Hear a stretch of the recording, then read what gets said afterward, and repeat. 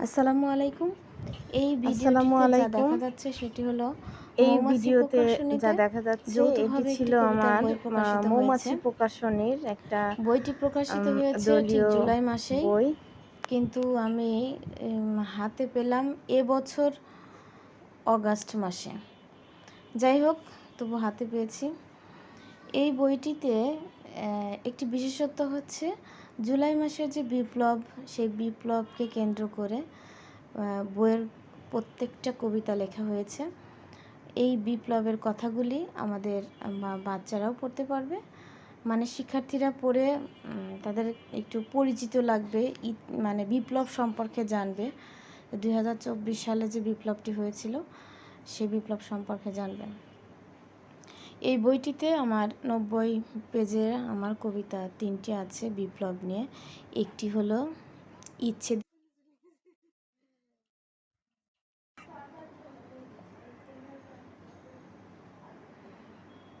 একটি হলো ইচ্ছেদের রাজনীতি, আরেকটি 36-এর বিপ্লব, আরেকটি হচ্ছে 13ই জুলাই।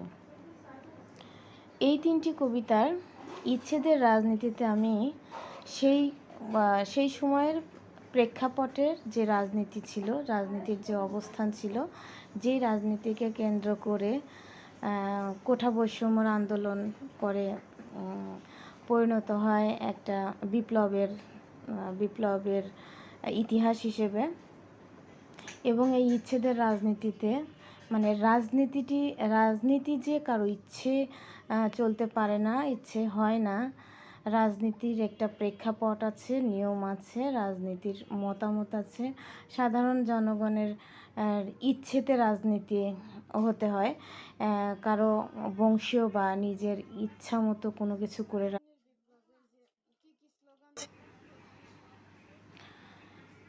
রাজনীতি কেমন হওয়া উচিত এবং এই রাজনীতির যে সফলতা, সেটা সম্পর্কে অবশ্য এরকম লেখা নাই, কিন্তু আমাদের হিটলারের সাথে যে কিছুটা মিল রয়েছে আমাদের বাংলাদেশের রাজনীতির প্রেক্ষাপট এবং হিটলারের যে পরিণতি, সেই পরিণতি সম্পর্কে সে সময়ের রাজনীতির প্রেক্ষাপট সম্পর্কে বলা হয়েছে এবং এর একটা ইতিও টানা হয়েছে, যে ইতিটা পদত্যাগের একটা বিষয় ছিল, সেটি নিয়ে আসা হয়েছে। আর 36-এর বিপ্লব কবিতাটিতে বিশেষ কয়েকটি স্লোগান দিয়ে করা হয়েছে। এই কবিতাটিতেও একটি বিপ্লব জড়িত। 2024 সালের যত স্লোগান ছিল সবগুলো এখানে লিপিবদ্ধ করা হয়েছে এবং 13ই জুলাই